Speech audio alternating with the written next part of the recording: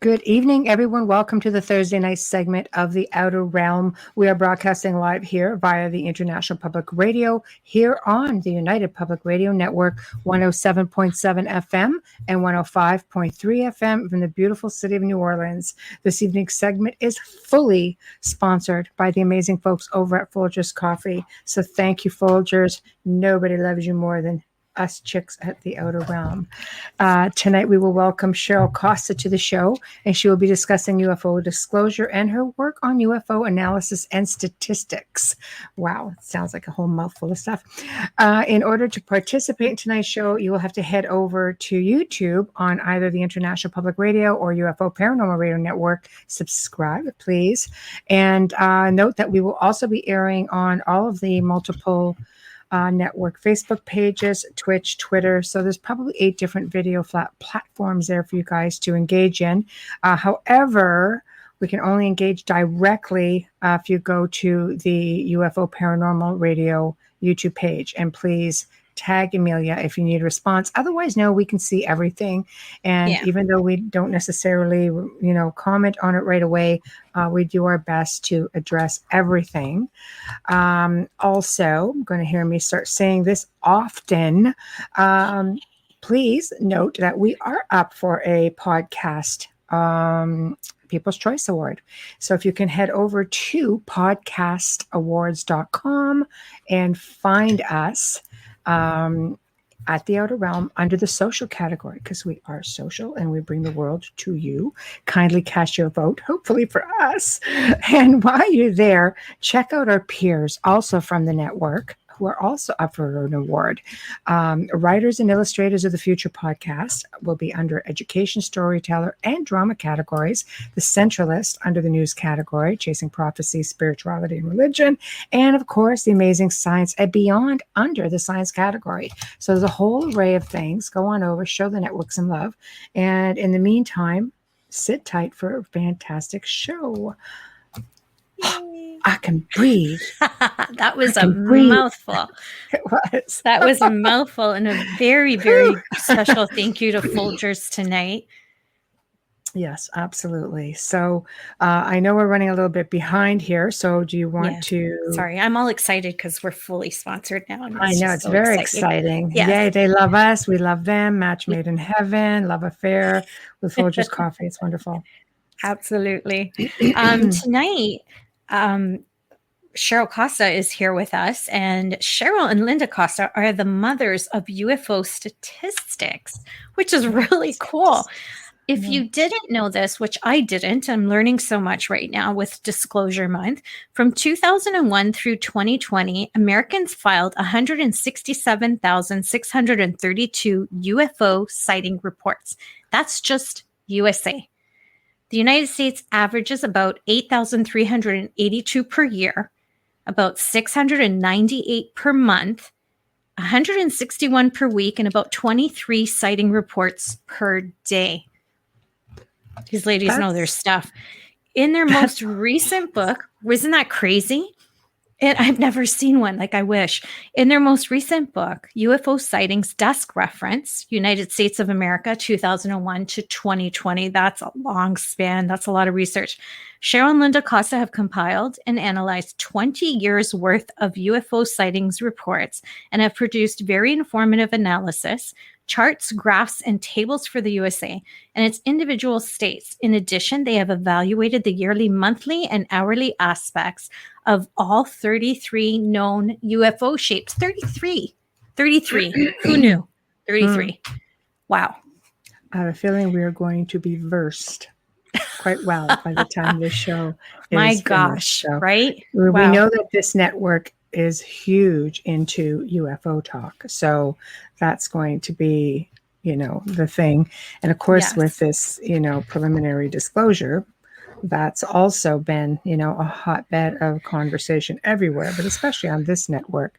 So once she chimes in, we'll see if Joe can bring her forward and get the ball rolling, sort of thing. So, yeah. Yes. Hello. Hi. How are you? How are you, Cheryl?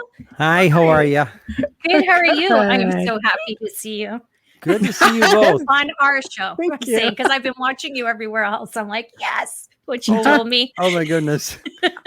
This is very exciting. Just reading over the flyer to everyone that we have. I had no bloody idea that there were so many reports out there. I mean, I myself I've never reported it, and we see them pretty regularly. A lot of I was people- feeling real special, but not so much anymore. A lot of there was a poll back. I didn't know, and the mystery in the UFO community, and I really started paying attention to it when I started doing a newspaper column back in 2013. And the wisdom in the UFO community had been, 1 in 10 people reports what they see. Well, the number didn't jive. Okay, it didn't jive when I started cranking numbers. Mm-hmm. So then some smart people came back and said, well, 1 in 10 sees it, and then 1 in 10 of them reports what they see. And I said, that still doesn't, when I was cranking the numbers, it still didn't add up. Right. Mm-hmm. Okay, so I sat on it a while. And then in 2017, Fox Pictures did a poll. And they said 16% say they had seen a UFO. Again, that number by itself for adult Americans did not add up either. So they put that metric aside, but it's a measurable metric because it was done by a polling agency. And then in September of 2019, the Gallup poll people came back with that 16% number, 16% and change. Okay. Right. And so I started working the numbers a couple of different ways. And what I came up with, and it varies from state to state, but generally the bell curve of it for the United States is one person in somewhere between 250 and 300 people reports what they see. Now, I say that range because when you're looking at the bell curve, it's a little flaky up on top where you measure it. Okay. Right. But if you go to each individual state and run their adult population, and I use census numbers, I did every state. Wow. Some states it was as little as 1 in 150 people, and in other states it was 1 in 400 people. But the bulk of it came up that little bell curve thing, Right. And so 200 people. So if you got a calculator in front of you, how many sightings are there really out there? 250 times 167,632 sightings in the last 20 years. Hell of a lot of sightings. Wow. I had to look at those numbers 3 We're talking times, though, millions. Cheryl. Like 3 times. I'm like, am I reading this right? Am I reading this right? I really had to. I didn't realize. It's about 8,000 a year. That's a lot. Between both between both national databases and such, but it goes up and down on about a 6 to 7 year cycle. In fact, people, when we generated our first book back in 2017, people said to me, Cheryl, why didn't you go back 40 years? Right. So when we did this book, Linda and I specialize in the 21st century. 21st century. Yeah, you see that. Okay, I put that in the briefing. Yeah, I've got. Yes, thank you. I don't think they can see it, but if they're on big screen at home, it's backwards from my side, so it's a little weird. No, if they're but on big screen at home, they'll be able to see that. Okay, what the deal on that was the first chart on top, that is the the period from 1960 to 2000. Looks like a lot of sightings, but when you put it against the sightings from 2001 to 2020, you see that tiny little bit of stuff there in front of the second chart. Yep. That's how small it was. It was less than 600 sightings a year total. Wow. And reported though, right? Reported. Yes. And there's an issue driving that. But as soon as we got to 2001, suddenly the numbers were about 4,500 a year between both databases. That's okay. Yeah. Well, you know what drives that? Those first 5 years, people were saying, well, why is it going up like that? And I said, I'm a retired IT specialist. There we go. Don't mess with me. You're I know brilliant. what's going on. You're Okay. brilliant. And this wasn't my field. This part of it, I was in computer security. I was a professional hacker, but Nice. an investigator and all that kind of thing. Oh, lots we of it out love you there, when yeah. we're searching for missing children. I'm just saying. I was the proverbial cyber cop. We love you. It was funny when you tried to recruit people for those jobs back in the 90s. No. Nobody would. Oh, we can't. Oh, that security. Oh, that's a White Sox job. Oh, no. And it wasn't until so the people in our department, we had degrees in education, English, zoology. Mine was in playwriting. For God's sakes. And but 9/11 occurred. Suddenly, all these people were experts in doing it, and all of us who had been working in the field diligently for 20 years got thrown out. Yeah. I would imagine the FBI just went nuts searching for people after that, because some of their best hackers are people they've actually charged with the crime. Yeah. But they're fantastic at their jobs, right? Well, amazingly enough, I had one case where I was handed this case and it just looked like it was coming from some high school out in Michigan. Somebody tried to get into our company. Yeah. And I got digging deeper, and every time I turned over a stone, there was another can of worms. And I tracked it back to half a dozen hacker sites at professional organizations in Eastern Bloc countries, including the former Soviet Union. And so, wait a minute, they set up a nest in the server at that particular Michigan high school, and they were making it look like it was a local American hacker. A bunch of high school kids said everything. God. It was actually happening by a major country. And so at that point, we got together with the FBI. I said, guys, would you like to read my report? And so they were very intrigued by it, that what we found. And I had another investigator found it. I don't want to get into that, but the bottom line was, in terms of UFOs, the curve goes up because most places that started getting broadband in major cities and their suburbs started trickling in the late 90s. We started getting off dial-up, but by 2001, broadband was becoming very available in major metropolitan areas and their suburbs, and that's when you start seeing the curve coming up. Now, the next big thing was people knowing where to report it on the internet. Okay, there's that. So we call one of the major drivers is people's access to broadband. People in rural areas probably have as many sightings as other areas, but they don't have the access to broadband to report it. Right.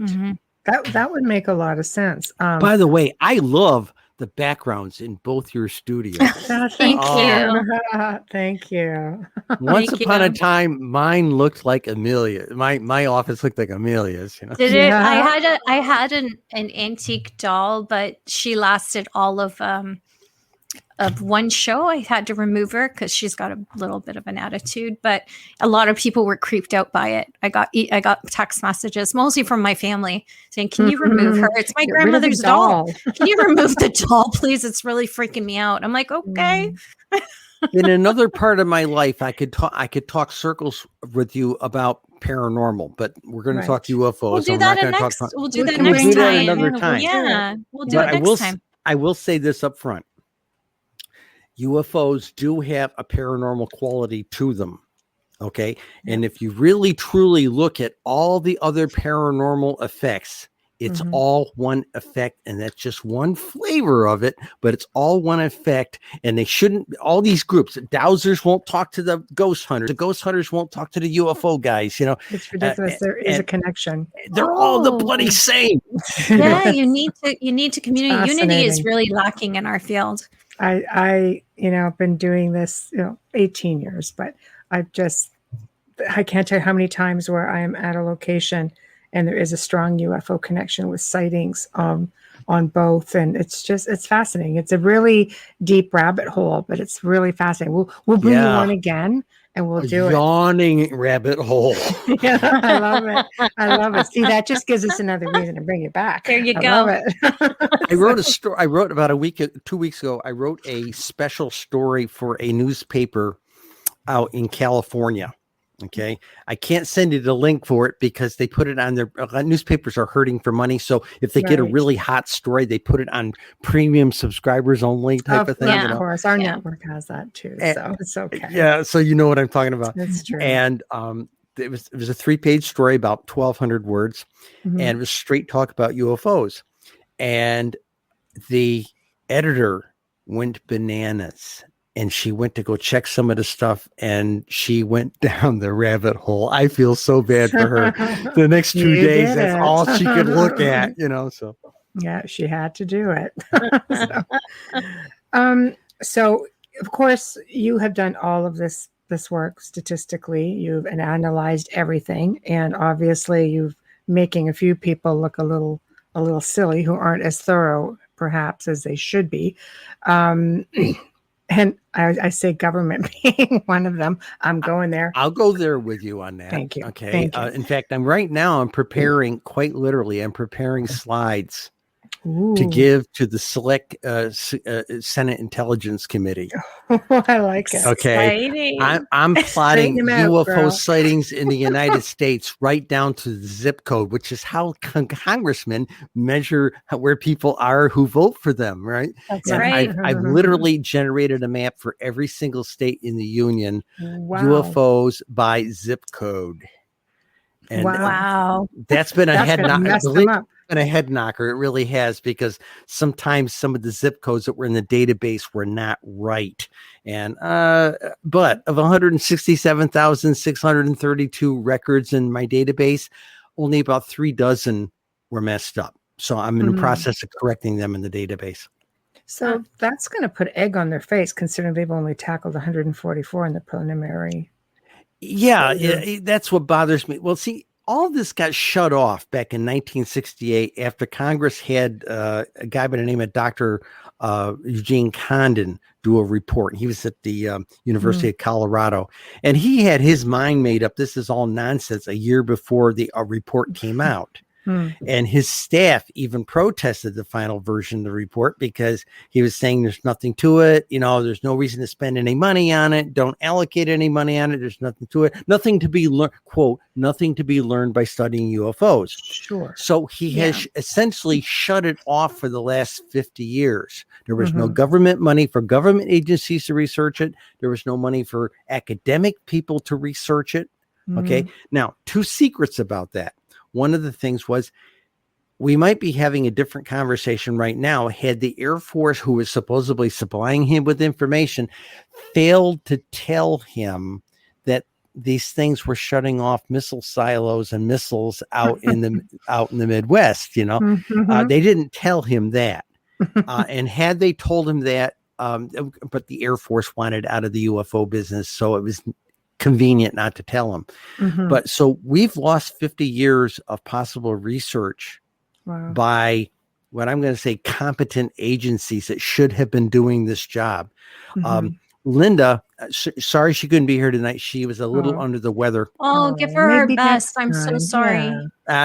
It's Okay, we kept her on that promo because it's still the work from both of you. So she thought about coming down for the first half hour, an hour, but we both have been fighting a bit of a head cold, and I got it, gave it to her. So now she's where I was 3 days ago, and we're drinking Dayquil and all that stuff. Just let her rest. She doesn't need. She can come on next time.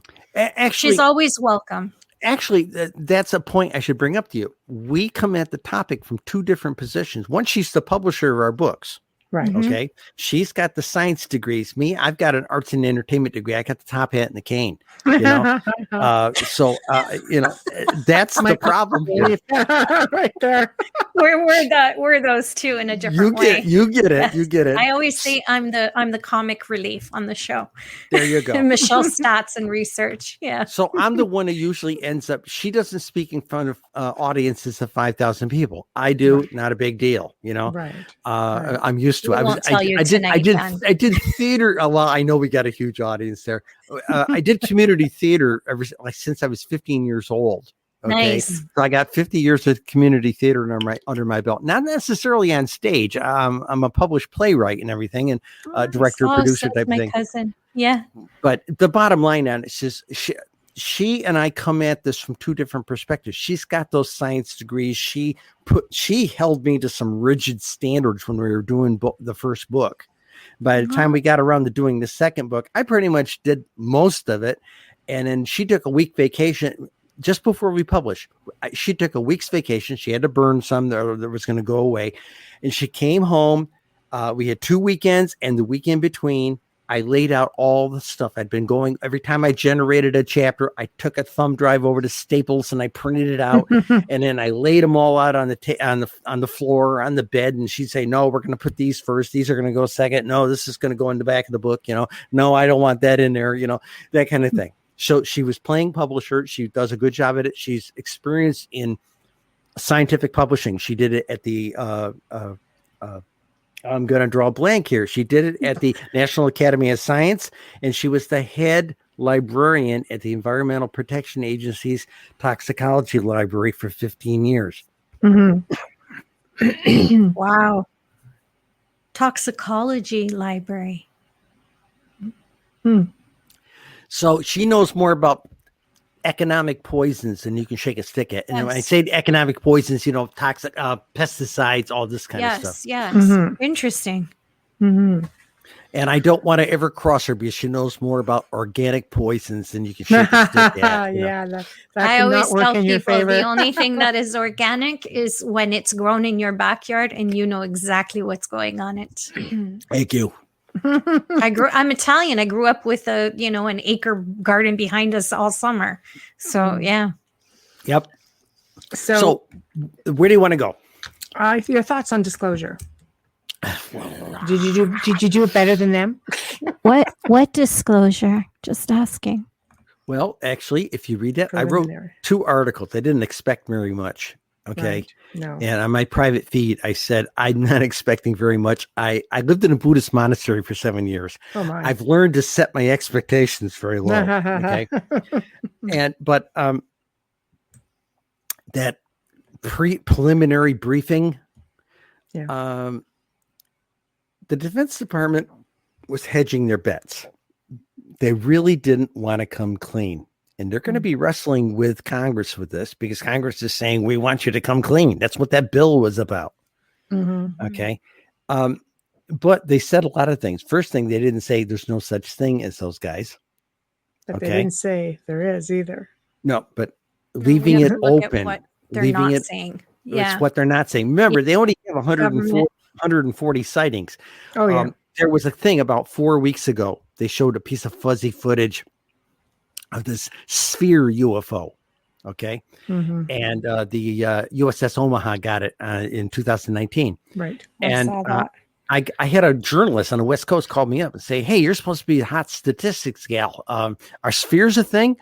Yeah, it's the number 3 silhouette reported, 17,000 in the last 20 years. Yeah, they're around, In fact, it was the first thing I ever saw, So it's there's a lot to it. But they also use word security and the word security and the word threat enough times, like upwards of half a dozen to a dozen times.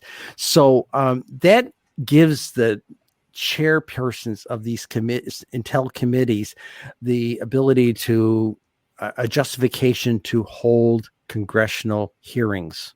Okay, now here's where the problem is for me and Linda. Mm-hmm. In 1968, when Dr. Condon did his thing and shut everything down and say, "Oh, nothing to study here," these aren't these aren't the aliens you think they are. What happened is, if it didn't go into a black hole in the government, dark programs.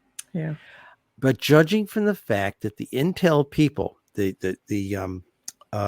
task force guys, right?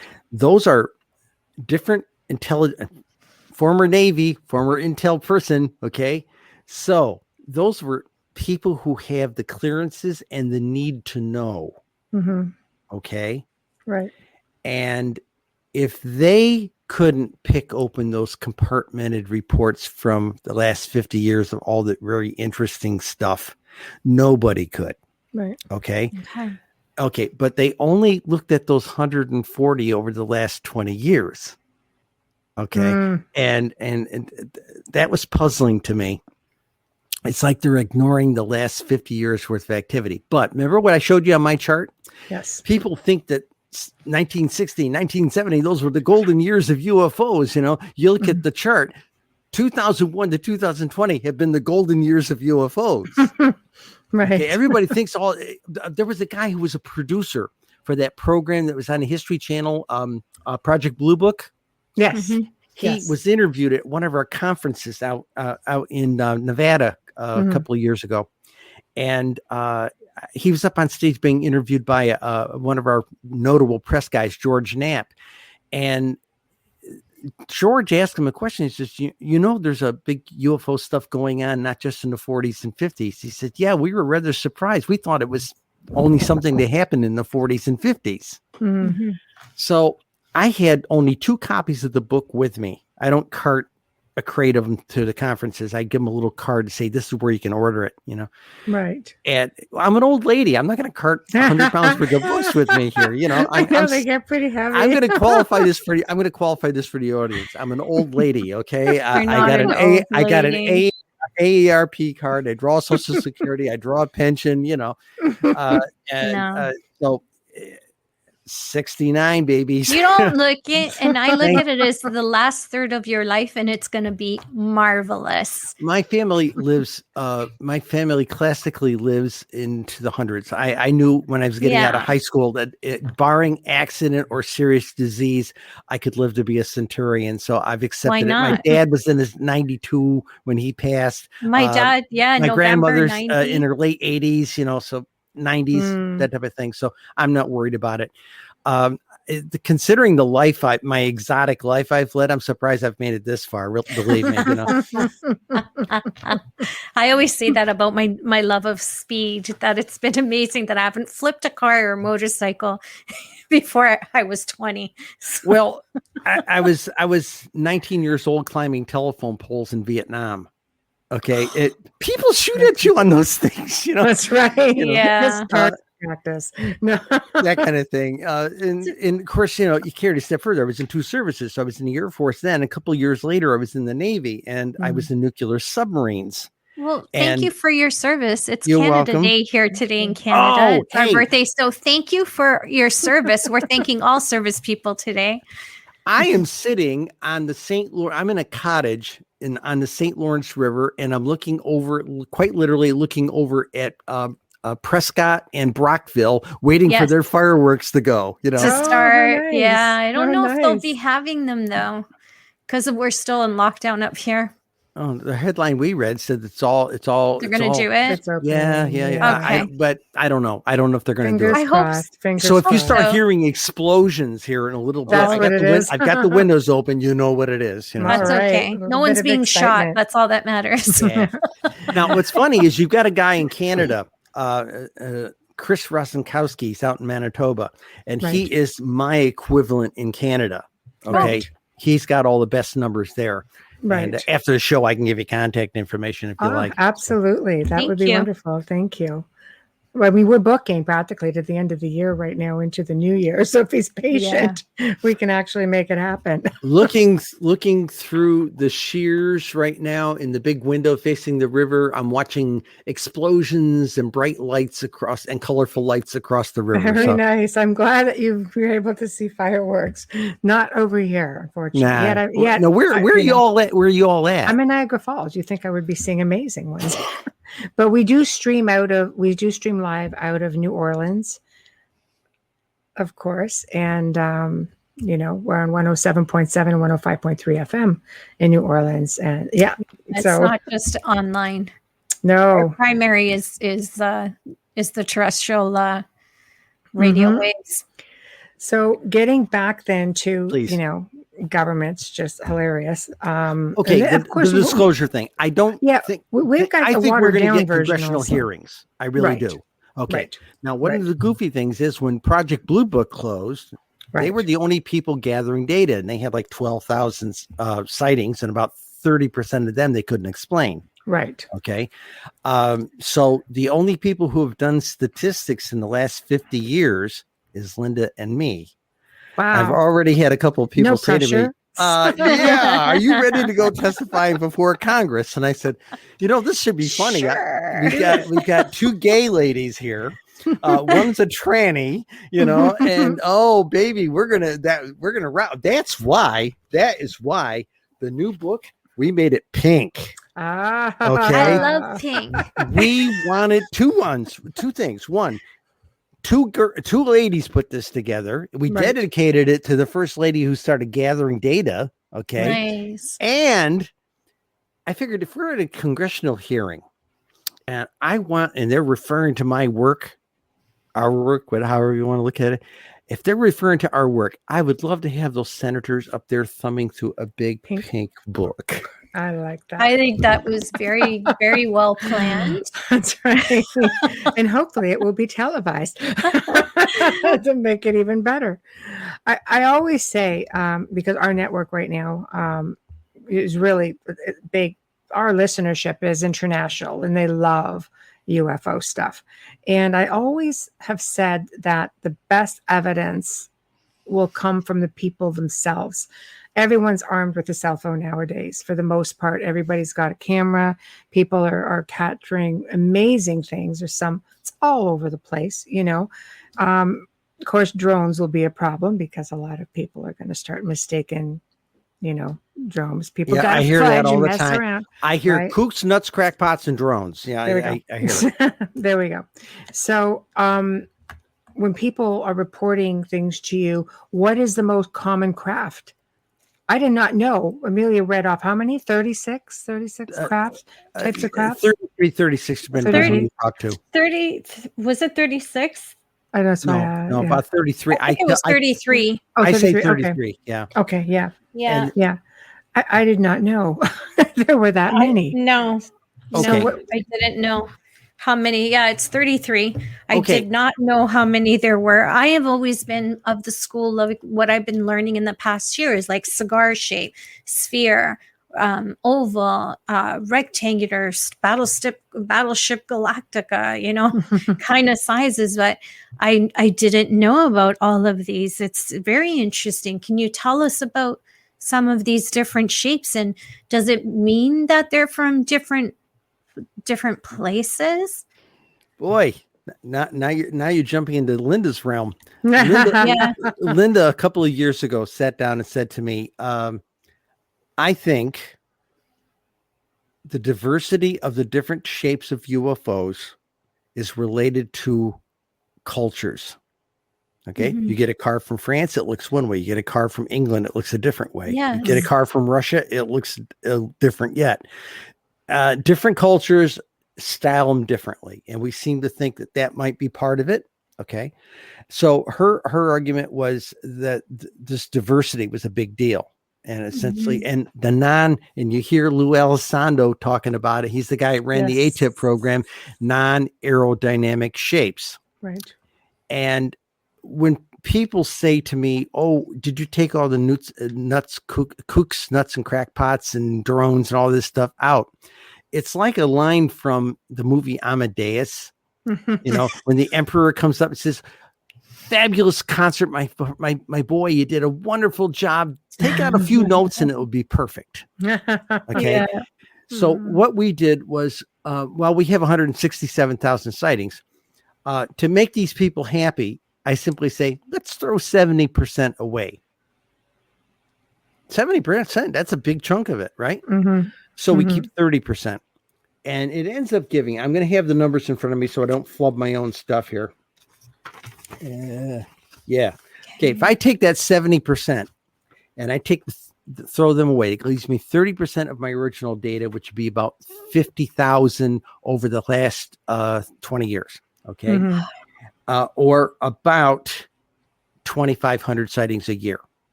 Okay. Now you divide that by 12 months. That gives you a number of 210. That's 210 sightings a month for 20 years worth of sightings. That's 240 months. Okay. Now, all states are not equal, but if we treated all states equal and take that 210, divide it by 50 states, every single state has had 4 sightings a month for the past 20 years, or essentially about 1 a week for the past 20 years. Exotic sightings, the real thing. Okay. Wow. Now, have you ever guesstimated just a rough idea of how many people probably are not reporting out of fear?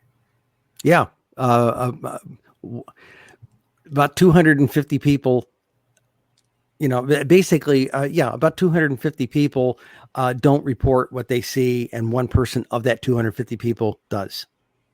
Wow. I don't report. I can't tell you how many times in my life I've I seen don't one. report. I mean, I'm on a camping trip. I see something, unless it really impresses me, I don't even bother to write it down.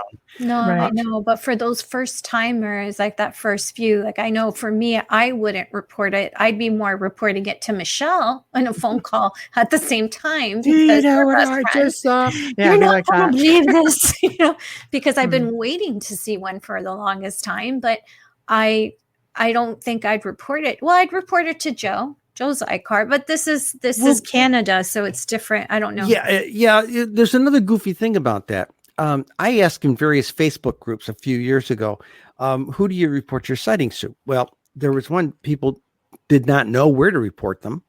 And we found evidence of that as well. People did not know of the 2 national reporting services. Some people knew of them and didn't trust them and weren't going to file a report with them. Yeah. And then there was what I'm going to call the new kiddies on the block, so to speak, are saying to me, oh, I call my friends up on the phone, or I text them and I tell my friends in a private group or something like that, and they're not reporting it to a national reporting center. So there's a lot of different dynamic going on there. But as far as national reporting services, there's a couple of things. One, there was a thing found out during Project Blue Book that said, one of the things they said was sightings were sometimes driven by other sighting reports. Well, back in those days, before 1968, sighting reports, people would call it into a newspaper, so it would end up in the paper, and then other people reported their sightings. Mm-hmm. And I've tracked this now since 68. Newspapers don't generally, until recently, don't generally report UFO sightings because they were told it was hogwash. So what happens is you have this thing where, I'll give you an example. A good example, April 16th, 2008, Indiana. Mm-hmm. This is a state that averages maybe 3 sightings a week. They had 25 in one day, spread between 2 counties that were adjoining to each other. Okay. Now, in the days after those were reported, there were follow-on reports for that state that I tracked in the databases. They weren't about those events that were seen on that day at April 16th, but other people from Indiana saw those articles and said, oh, maybe I should report the one I saw 6 months ago or 2 years ago or whatever. So there's this idea, oh, maybe I should come clean. And a lot of people who report these things, like I said, there's always this issue. People say to me, did you take out the kooks, nuts, and crackpots? Most people, I found this out as a reporter. I'd read through these reports and they were very genuine. I didn't believe in this stuff until my wife and I saw this thing on our back porch last week, that type of thing. And most people felt they needed to get it off their chest. And after the events of 9/11, we were told, report what you see. And people did. Yeah.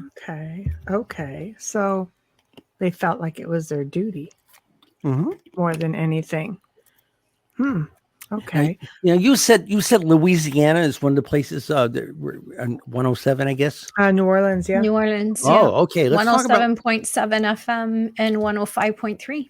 Okay, Louisiana in the 20-year period had 1,396 reported sightings, an average of about 70 a year, an average of about 6 a month, and about an average of 1.5 a week.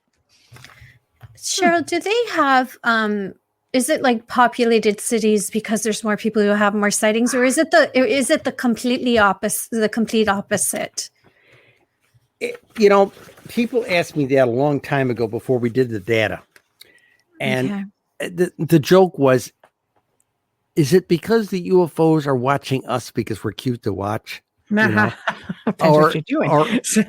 Or is it because there's a lot more of us there to catch that rare event and see it? Right. Okay. Yes. And so it goes both ways.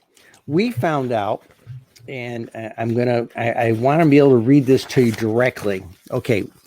There are 5 principal drivers and 5, what we discovered for the second book, 5 secondary influences. The principal drivers are 1, population. Okay. But a lot of people knee jerk and say that's what all it is. No, it's not. We found out that temperate weather, okay, was an issue. If you're in a northern state or up on the edge of Canada like this, the sightings are like this: July and August. Okay, the rest of them are down where my arms are. Okay, it's a quiescent amount through the year. Okay, but it peaks in the June, July, August timeframe. If you go into New England states where they have like the leaf season down there, it trims off into the fall kind of thing, and then by November it falls back to winter levels. Okay. Now, who are those people who are out there in the winter, day in, day out? Dog walkers and smokers. Yeah. And the MUFON investigators told me that several of them told me this, that when they search a month's worth of sightings and do it like a text search, they search for smoke or dog, because they're out there every day. They're considered reliable observers because they know the normal lay of the land. It makes sense. Yeah. They're aware of their environment, the surroundings. They know exactly what's pretty habitually too. And the dogs. Oh, yes. Dogs usually go, that kind of thing. So it's a pretty cool thing to see this, and I've seen it for years in the sightings. So there's that. So we have population, temperate weather, leisure time. This is one of the big discoveries we made for this book. We suspected it, but a lot of reports I used to read when I read the report would say we were on the laying on the hood of our car watching the stars. We were on the back deck smoking a cigarette. We were doing this. We were doing that. We were at Bible study. Came out in the parking lot and saw this thing. Okay, that kind of stuff. So leisure time was a driver, and what confirmed the leisure time thing was the hours of darkness. 75, and oh my God, the Canadian side just lit up with fireworks. Wow. Okay. Yeah, it's that time here. Between 10 and 10:30. Yeah. So the deal is the leisure time. We confirmed that with the hours of darkness. We wrote a special algorithm to plot the times of the sightings.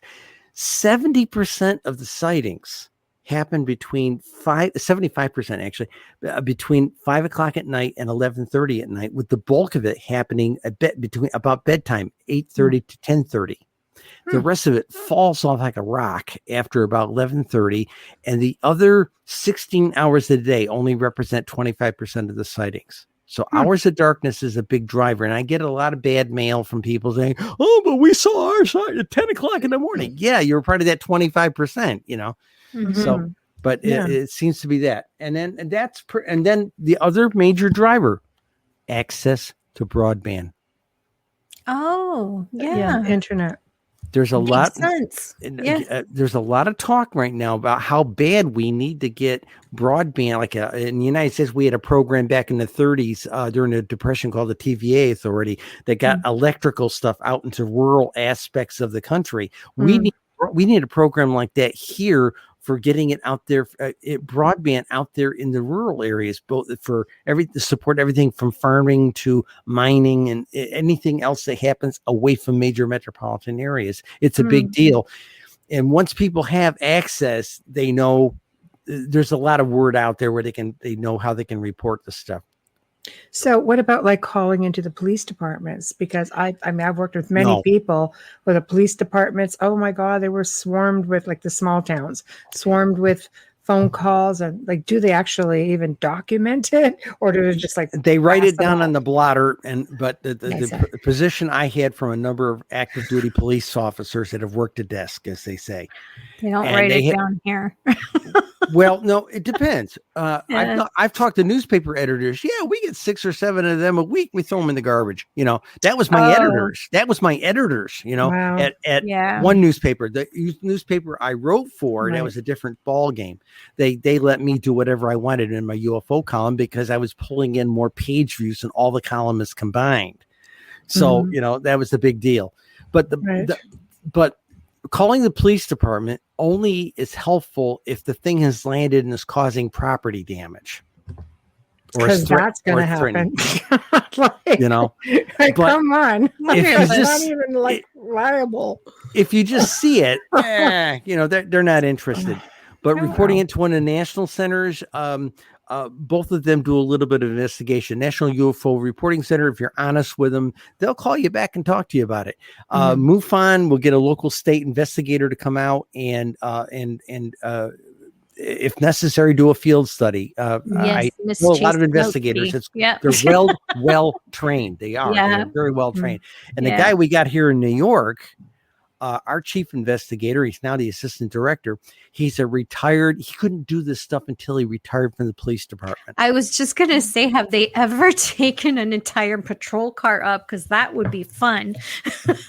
Well, they've not done that we know of. Yeah, but it would be fun for them. All those bells and whistles wondering what they're for.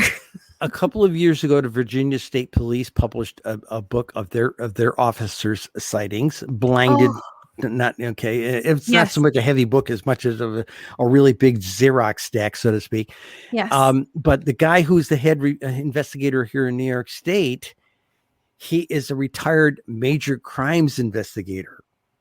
Okay, and he is thorough.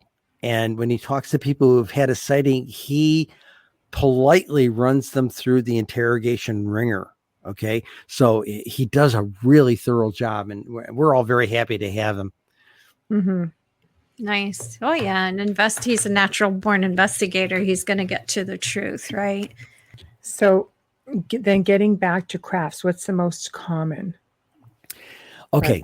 That's okay. Let me say this up front. By area. I hear this a lot. Okay. They are across the United States, different places. Excuse me. Of course. The head cold. That's okay. Sorry. That's okay. The most prominent sighting of all is a light in the sky. Okay. I saw one of them Christmas Eve, 1971. I was in Cam Ranh Bay, Vietnam. A friend and I were walking down to the base chapel to go to midnight mass for something to do. We saw this thing streaking across the sky. Then it stopped. And he looked at me and says, I thought that was a jet. I said, so did I. He said, jets don't stop. That's right. Yeah, and helicopters don't fly that fast. And then I said, and by this time, I was pretty well read as 18, 19-year-old because I'd been reading stuff since my 12-year-old sighting. Okay. Right. And I said, if that's what I think it is, it's going to start dancing around like a fairy. And darn if it starts gone, Yeah. And neither one of us had our minds on midnight mass when we got there, so. No. But the deal is a light in the sky is a very common thing. Something you don't, it's not very distinguishable, but there's that.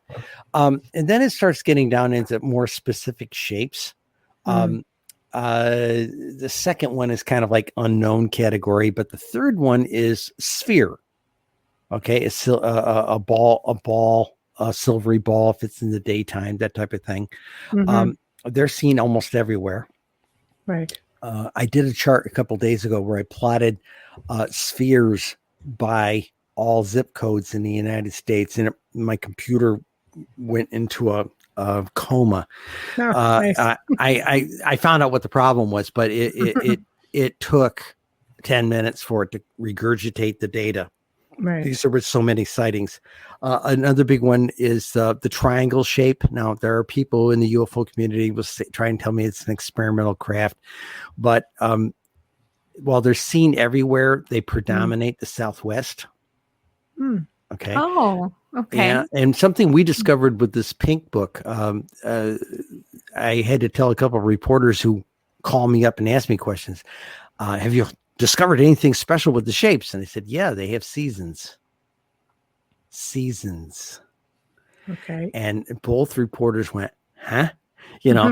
And I said, some of them, summer only, mostly. Okay. Some of them mostly in the fall, some of them mostly in the winter, that type of thing. Different shapes, different seasons. It's really weird.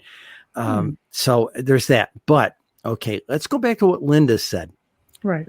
The secret was in the exotic shapes, non-aerodynamic shapes, and very exotic. Okay. I came along with a similar preface to go with that.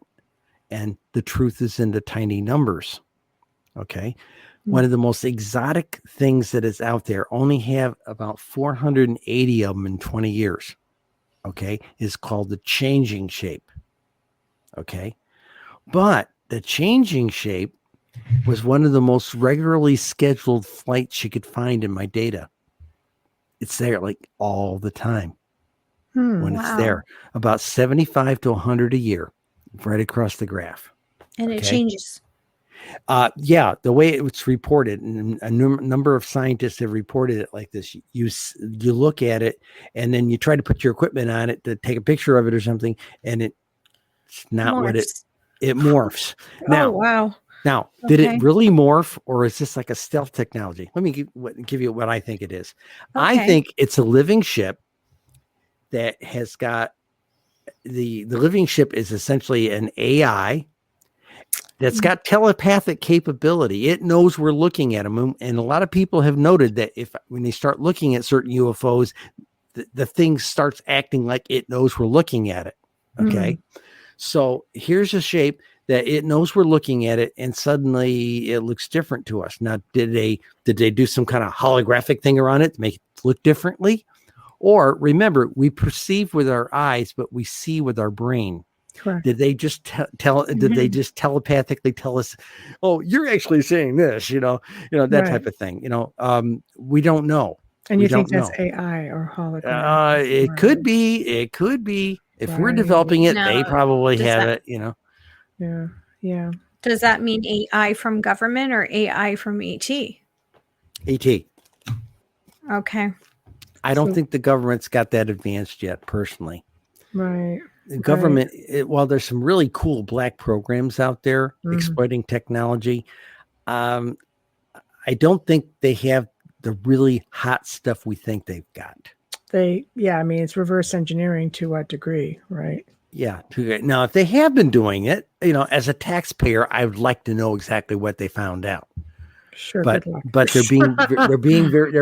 they're keeping their cards close to their chest here. Well, sure. Hence the watered down version of the preliminary disclosure and what the powers they don't want to see. Let's go back to why that's like that. Okay. Let's say 1947. 2 years before, we exploded 3 nuclear weapons. Right. Suddenly, we got a calling card out there. And if you look at it from the ET's perspective, oh my goodness, the natives have a box of matches. Who let the kids out? And how'd they get the matches? Okay. Yeah. Right. All right. So 2 years later, we start, we're 1947. There's a wave of UFOs. We're up to our butt in them. Right. Now, in the June, July timeframe of 1947, which is when Roswell occurred, right. For a 2-month window, there's we know of at least 750 reports that was documented by a guy by the name of Ted Blocher. But he was an actor, professional actor. He was in touring companies. And he had his afternoons to himself because he didn't work till the evening. So he would go into every town library, go into their morgue, get their newspapers for a 2-month window from June and July and look for local UFO reporting sightings. Because during that time period, the Associated Press was getting reports from 38 states. Okay. So we got all that going on. and of course they did a flyover Washington D.C. at 2 different weekends. The jets went up there to catch them, and they would start winking out on radar. And as soon as the jets went back to base, they all start winking back in. That kind of stuff. And of course the general says, "Oh, this was radar shadows." Oh yeah, they blew it off. Why did they do this? 1938 was only 10 years before. And Orson Welles scared the snot out of the country with War of the Worlds. Yes. People were taking their kids out in the backyard and were prepared to shoot them instead of letting the Martians eat them. Oh, that's okay. I mean, this is kind of stuff went out. They were afraid that Mom and Pa America was not ready to have this information. And in 1952, the Robinson panel felt that America needed to be educated. Now, 1940s, 1950s, you watched movies. Somebody from outer space was a big, slimy, bug-eyed monster of some sort. Right. Here we are now, 70, 80 years later, and our most revered characters in fiction, Mr. Spock, Yoda, Doctor Who. I'm sorry, Gene Roddenberry, so far ahead of his time. I'm sure he's an abductee. I think that was part of the effort to educate people personally. Yes. Everybody says it. Thank you. Thank you. Oh my gosh, I believe that. Looking back now, yeah. I do. I believe that. Do you think right now, because the fear factors, now they got to amp it up. So now everything is a national security threat. Oh yeah. Right? This is the beginning of the Cold War all over again. Right. Oh, the Russians have all kinds of equipment. And the reality was all the equipment they had was rusting.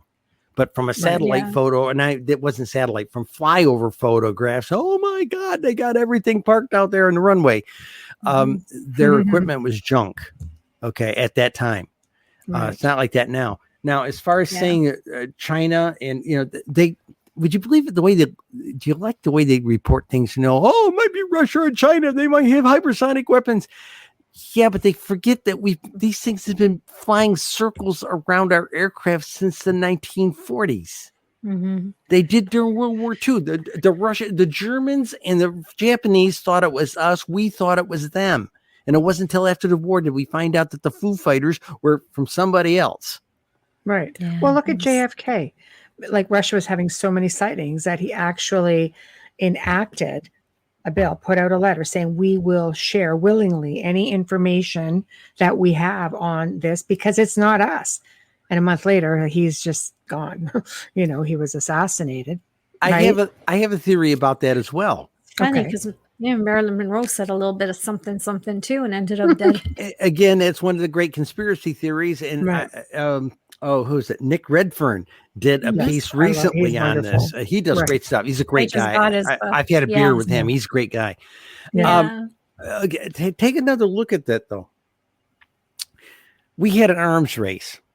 Right. Now, Russia had been our ally all through World War II. Were we really having a problem with the Russians? How about we didn't know who these guys are and what their motives were, and they were flying circles around everything we had, and the military said we can't do a thing about them. So suddenly we had an arms race. Now remember what that arms race, it was called MAD, Mutually Assured Destruction. I have another name for it. If they invade us, we'll nuke ourselves morbid so they can't hurt. They can't, just like shooting the kid in the backyard. It was that whole mindset. If we can't live here by ourselves, we'll nuke ourselves till we glow. They won't want us. So, be a safe bet, I would say. But haven't they been here all along? I mean, you go back to biblical texts and old forms of artwork. Yes. UFOs are freaking everywhere. So they're here, right? Was Apollo. There's reports of Apollo going from Greece up to the Vikings and everybody in between, teaching culture, teaching mathematics, teaching agriculture, all this stuff. They've been helping us and shepherding us for thousands of years. So why the change? The ancients worked with them, believed in them, coexisted with them. They're in paintings from going back that, like thousands of years. It's on the cave walls. I mean, Where did it change? Where and why? Oh, it's called the Age of Reason. Oh, don't like the age of reason. I don't like to be reasonable at all, actually. Okay, if we can't quantify it and make it believable, heck, academics didn't believe meteors existed until the mid 1800s. Right. They said there's no such one? thing as rocks falling from the sky. Till the leader got hit. Wait. Yeah. It does exist. Well, you carried a step further. In fact, sometimes one of the letters I sent out to a bunch of academics recently with like that little document I sent you folks, that little briefing document. Yes, thank you. I put a cover letter with it, and I said, look, 175 years ago, people didn't believe in germ theory. Okay. In the 1930s, if you were in an American Polytechnical school and you told your engineering professor or your physics professor you wanted to study rocket technology, they laughed you out of class. The Germans showed us how to do it in 1940. And what was our space race and the Russian space race? Both of us racing to the moon using our captured German scientists. Okay. Because we certainly didn't have any. Okay, well, we did later when guys had developed fuel and things like that, but they were Wiccan. But, funny how that worked out. And so you got all this stuff going on. And then let's say, okay, there was other things that people said couldn't be. Okay. And all these things have been blown out of the water one by one by one. And my argument to these academics was, guys, we're on the cusp of a paradigm change here, and we need to get our heads in the right mode here. And of course, I sent this out to upwards of 50 different academics, and I was targeted. The universities I sent them to, I sent it to the physics department, of course. They've been dominating the noise on this. Right. Psychology, not psychology, philosophy, anthropology, and life sciences. Okay. I was very targeted because they're the ones that have, because right now, if you ask somebody at a major university, when ET comes, okay. When ET comes, and that's what they do. I said, where in the stovepipe of education in the White Tower are you going to fit it? Okay. Okay. Now, for 70 years, it's been like in investigations, it's been driven by the physics people. Right. And if you look at groups like MUFON, and I love MUFON and everything, they got great field investigators, but the entire thing, when we came out with our first book, the White Book, people said to me, oh, but you're not field investigators. And oh, you're girls, It always comes down to the stupid academia of it all. Yeah, yeah. If you're not one of the good old boys club sort of thing, whether it's in archaeology, it really is the good old boys doesn't seem club. to matter, right? Yeah. It's like, what, you're not credible? Chances are okay, just send the hate mail to our producer Joe Montaldo. Just saying, we're daffy old retired ladies, You're probably more credible because there's no agenda when somebody on the outside is just doing something with their own time. They're not looking for funding. You're not looking for, well, you have to fund this experiment that we're doing or fund this project that we're doing. You're doing it out of your own home, your own time, right? Linda, in the preface to the Pink Book, right, said, here we are again, 5 years. This is almost a quote. Here we are again, 5 years later, doing the government's job. See, there we go. Okay. Do we have the massive resources of the United States government to research this topic matter? No, we have the resources of a retired security professional and an underpaid librarian. Right. Okay. And that was the flavor of it, and she was hostile in that preface. We've had mail on that, but I like it. In fact, she read it to me 3 different times. She said, am I being too aggressive? I said, no. You're asking the wrong women. You're asking the wrong women if she's being too aggressive. Just letting you know right now. You're asking the wrong people here. Yeah. So that's just it. So they don't take you seriously. So which means that they're essentially trying to discredit your work by not taking you seriously. Go away, honey. Let the big boys take care of it. That's right. That's what some of this has been. But you don't have an agenda. They have an agenda to hide. They have an agenda. Yeah. But the thing is, I've done enough conferences now. Right. In fact, I had a lot of people. I would do like a YouTube type of thing for some club or something like that, and they put it up on YouTube, Right. and there would be 40 or 50% of the text going down the commentaries. That person doesn't know what gender she is.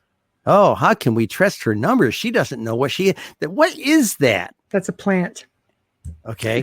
I was just going to say, yeah, That's a plant. definitely something to cause a distraction. That's and, right. and Yeah. everybody would pile on like a pack of hyenas, Yeah. So when I did the presentations in 2019, and I was booked for something about every 2 weeks, I would come home from the thing, run the stuff that was in my bag through the laundry and repack it. So if you see pictures from a dozen different presentations I did in 2019, it looks like they were all done at the same conference because I wore the same clothes at every conference, Right. But Doesn't matter. But the deal was, I added 5 slides to my presentation. Mm-hmm. The first 5 slides, one of them I started saying, okay, first thing we got to talk about is the authors. Linda is the other author. She can't be here because she wasn't invited. Okay. Mm-hmm. 2, okay, here's who I am. And I showed them a picture of that kid in the Air Force uniform. Then I showed them that other kid with the big Navy uniform with a big bushy beard. And then I showed them my glamour shot and said, that's who I was in those days. And this is who I aspired to be. And this is who I am now. Mm-hmm. Now, as far as Linda and I concerned, I showed a picture of 2 of us jumping over the broom, and it was a combined Buddhist, Wiccan, Unitarian ceremony. I love Okay. it. Mhm. I love it. Back before we could legally married. Okay. That's Right. back in 2015 when we did that. Right. In 2005. I'm sorry. Boy, I'm going to Right. get shot if I said that. You're lucky she's not listening. We don't know that. So the bottom line was I showed these pictures and said, here's who we are. We're 2 old gay ladies with AARP cards drawing pensions and things like this. And oh, by the way, if you think we're weird, if you can't deal with us, you'll never deal with ET.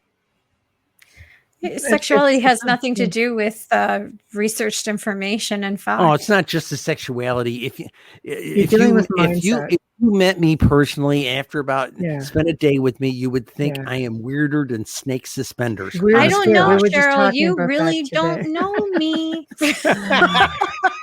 I think it comes down to the fact that you're dealing with public mindset is very difficult because we absorb. There's always subliminal messages going out. Yeah. There's always things. Everything gets stereotyped, buzzwords, and labeled. That's right. Yeah. Labels, buzzwords, just everything's got to have I'll just use the pandemic as an example. For example, vaccine, the jab. We're going to make it cool. Get your jab. I'm like, how about just get there's vaccine? countries that are If paying that's your you. thing, why does it have to have a buzzword? Why does anything have to have a buzzword? Is the point I'm trying to make. I'm only using that one because it's the most recent. Okay. So with that being said, it's like enticing the public to think a certain way. So unfortunately, in our day and age, people have their own mindsets on labels, as you say. It doesn't change the fact that you've spent all of these years, both of you, doing this research, and this research is viable and it makes sense, but it goes against the government's research, you see. Well, that's if the government is Yeah. actually doing research, which I do not believe they have been. That's a good point, though. I read that in the papers you sent, and I went, holy shit. She's right. Well, that they're not going to tell you, that's for sure. Okay, They if there are some dark programs out there, Yeah. okay. And when I worked at Lockheed, I worked on a couple. Okay, Right. nothing to do with this stuff, but I worked on Right. some dark programs, and it's a necessity of the military-industrial complex with the relationship with the military, giving them the better tools. Right. But judging from, I was saying that earlier in the program, judging from how the task force is operating, they were only talking about the 140 that they knew about. you know. Right. And if you looked at that chart you had there, Amelia, from 1960 to 2020, I had 180,000 Anything for you, 50 Cheryl. sightings. And Even though I can't see. these are the ones that were reported. Mm-hmm. Okay. So this is the goofy part about it. They weren't paying attention to any of this. So I have been putting together, okay, I shouldn't say this, but I'm going to tell you anyway. Say it. It's just us girls. Go ahead. I've been up here in this cottage we're pushing week 2 here in the cottage. Okay. That's nice. Yeah. Nice. It's not mine. My best friend from 2nd grade owns it, and But you get to be out there. That's nice. yeah, it Get gives away me from everything. I get away from everything. Okay. Yeah. And I get to run around here in my pajamas all day and just, if I want to cook, if I decompress. want to work on numbers, I can decompress, whatever, Yeah. Right. Earth. So, okay. What was I going to say? It had, with this stuff. Right. I don't think, the people in the intelligence committee, they have the clearances to look and the need to know. Those are the 2 qualifications to this stuff. They had the need to know to pick open those other compartments of stuff. Now, I asked Lou Alessandro. I interviewed him 3 times as a journalist. Okay. Mm-hmm. One time very formally with Tom DeLong's public relations company listening in on the phone call. Mm-hmm. Then 2 other times I was at a MUFON conference and I had a coffee and a donut with him. One day during one of the talks, I was talking to him. I said, you would have had the clearance. Now, I worked in compartmented stuff when I was in the Navy. I said, so did you have the clearance and need to know high enough to pick open all that stuff related to this kind of stuff? He said, yeah. Now, Lou's got a very stoic look. Okay. He's a nice guy, but if you look at him most of the time, he looks like he needs a case of prune juice. Okay? And I don't mean that as an insult, Are we Lou. talking 8-pack or 12-pack? But he's a very stoic looking guy. And I looked at him at one point and I said, if you had that clearance, did you have that level of clearance and need to know? And he said, yes, I did. And I said, did you pick open those things? He said, first thing he said, the ones we could find. The government is notorious for not classifying like a top secret clearance, top secret, that type of thing. They're notorious from like my wife, the librarian's viewpoint. They're notorious for bad classification and cataloging. Oh. So he couldn't find certain things because God only knows, did they file it under aliens? Did they file it under grass damage and circles left in someone's lawn? Who knows what they filed it under? But I said, of the ones you were able to read, so was it worth it? He got a look on his face like a kid on Christmas morning. Yeah, it was worth it. Wow. Okay. So there's some of this stuff. There's a thing in military classification, government classification. Most civilians don't understand. The idea is it's in tiers based on the possible damage knowledge of this issue can be. Okay. One is just private, just to be prejudicial to what we're doing. That's like confidential. Get up the secret, it might cause grave damage, and the word grave means it could put you in your grave. And then like top secret gets up into the area of a catastrophic damage to the country. Okay. And then if there's clearances above that, compartmented clearances above that, they've got their own criteria. All right. So most things are declassified, even the worst case things. World War II. Who were the guys that blew up certain dams and things like this? All this intelligence stuff, They usually wait 50 years on the idea that most people are dead in 50 years that were involved with a war or the intelligence or whatever. Okay. They usually 50 years is usually the time limit, and they start declassifying it at that point. This fell into a completely different category. Barry Goldwater, the senator from Arizona back in the 60s, went to Curtis LeMay, who at the time was the head of the Air Force. And he said, Curtis, can I see the green room, and can you tell me what's going on in there? And Curtis LeMay told him, don't ever ask me about it again. It's got a classification higher than the H-bomb. Okay. So obviously they've decided that there's some issue that makes this thing very, very sensitive to everybody. Now, back in the day, in the 60s, yeah, maybe this is the whole idea of let's assume that there was, we don't understand it. We have no defense against it. We don't want anybody to get scared. We don't want the country and the financial systems to fall apart. I used to hear the one, oh, they'll never reveal this stuff. It'll destroy oil. COVID destroyed oil. You know, if you looked out there, at one point during COVID, they were a barrel of oil was negative $45 a barrel, you know, that kind of thing. So everything that happened to us with COVID during our year of lockdown, so to speak, I call it a year of house arrest. Hey, I did it, what everybody else did. I ate too much. I watched too much streaming TV. Okay. I got yelled at by my doctor. I'm a diabetic. I fell off the wagon. Oreos, eat them. It's easy too, though, when you're locked down. Yeah, it is. It is. Yeah. Amazingly enough, the 15 or 20 pounds I gained from that, I have taken that back off again. I'm back on the wagon. I'm very disciplined, you know. So, okay, the bottom line on all of this is all the terrible things we thought would happen happened. Okay. Now, people keep saying to me, a couple of radio hosts have asked me, why now? Why now? We've had activists and UFO lobbyists down there for 20 years. Why now? I'm of two beliefs. One, my primary belief is ET has reached out to them in modern times now. Again. Okay. Point one. And said, if you don't tell everybody, we will. Okay. Point one. Or, ET reached out to them and says, well, you stupid idiots, your ecology, we've been telling people for years, take care of your planet. Your ecology now is at the tipping point. And if you don't reveal, we're going to help you, but you're going to have to let people know we're here. And okay. I think I'm citing on the idea we've hit the ecological tipping point. Hey, look at the Northwest right now.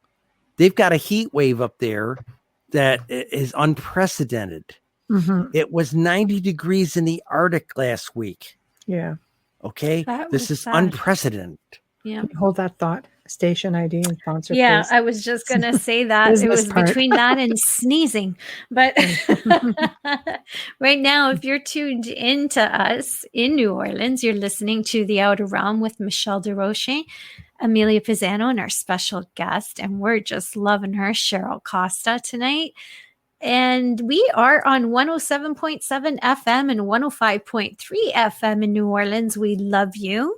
You can see and watch us on, I can't even speak tonight. Let's start that over again. You can hear and watch us on YouTube and participate with us in the chat room only on YouTube if you're just tuning in, as well as different chat rooms on Facebook, but we can only interact with you on YouTube.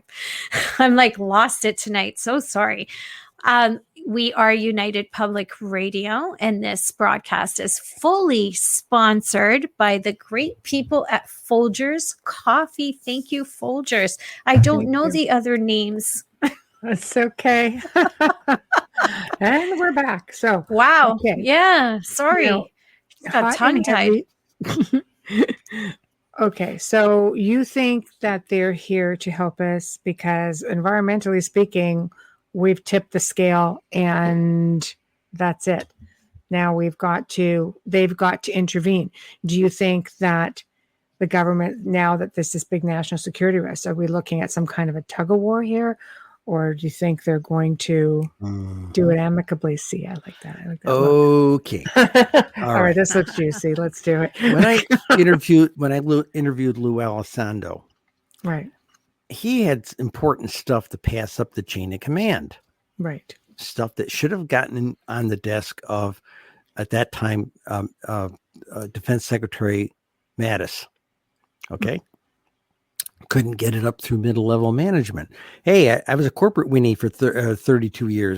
There were things that we just couldn't get up the chain of command. You know, right. I was at one point in the career, I was one of the 3 antivirus gurus at the company. And we two of us wrote a paper and said, hey, we're going to get hit with this kind of a virus down the road here. It's going to be a plague level event. And we got blown off by middle level management. Oh, the boss doesn't like bad news. We're not going to pass this up. So when the event happened about 18 months later and shut the company down for over 10 days and cost us $500 million, somebody stood up with a piece of paper and said, didn't we know about this? And somebody said, yeah, Cheryl and this other guy wrote this paper 2 years ago and warned us. Okay. Okay. So here's the deal. Lou's trying to get this information up to that. All this is going on out there in the Atlantic with the Nimitz and all these other people. Right. And those sailors, I met some of those guys from the radar ship, the Princeton, that was with the Nimitz with that first event. That we hear most about. And some of those guys lost marriages over it because they were sworn to secrecy. So here are a bunch of people that are sworn to secrecy that have had the reality completely changed. My God, it's real. You need to talk to our producer, Joe Montaldo, who was also on the Nimitz. There you go. And they had an experience, and he was also. He had to sign a non-disclosure. And it just phased out, and he was just able to talk about it this past year. Eventually, yes. Yeah, but the problem was some of these people, they couldn't tell their wives. So there's stress. There's this PTSD thing going on. There's no counseling being available. And so some of the wives are looking and saying, well, who is she? Right. Okay. And I talked to a couple of guys that told me it got down to that. Okay. Because their reality got changed that particular day. Their reality got changed. All the guys in that radar CIC room got their reality changed. And this is the paradigm shift we're going through. This is going to be that big flip because there's a lot of people in the country. Okay. Polls used to say 36% were true believers in this stuff. Okay. I hate that word believers. I prefer the word knowers. Okay. Because those of us who have an anchor into this thing have seen something really weird or had an up close personal contact with them. Okay. Knowers, 36% or so. Then they say about 42 to 45%. These are about 6 or 7 different polls have said this over the last 12 years, are on the fence. Okay. 80% say they think the government is not being square with us. So that's at 36% and that 42% added up. And there was about 17% said, it's baloney. Okay. Well, that 17% that say it's baloney, that's about 45 million adult Americans. That's a lot. Okay. Are these the guys that are going to go? Are they going to jump off bridges? Or what are they going to do? When we say this stuff is real. Now, right now, nobody believes that the COVID virus is real. There's some people out there who believe that. There's people who believe the earth is still flat. Okay. And there's people that say that jab in the arm, they're going to put a chip into us, that kind of thing. I've heard all of this. And the bottom line is it defies logical, critical thinking. And that's the deal. So my concern, I think I think there are people in the government that still think it's 1952 and that Ma and Pa America can't handle it. But the most attended movies are Star Wars movies.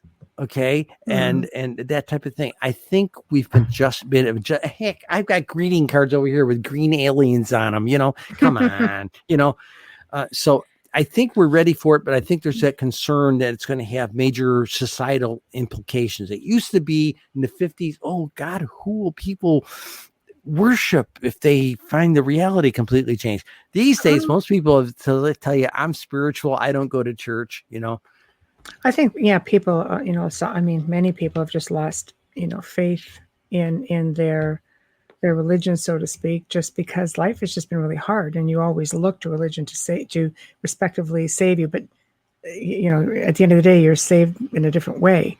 It's not always such a financial thing, right? I'm a Buddhist. Nobody saves you. There you go. You have to save yourself. I'm just down the road from one of the largest Buddhist temples, in Ontario. It's beautiful, just massive things.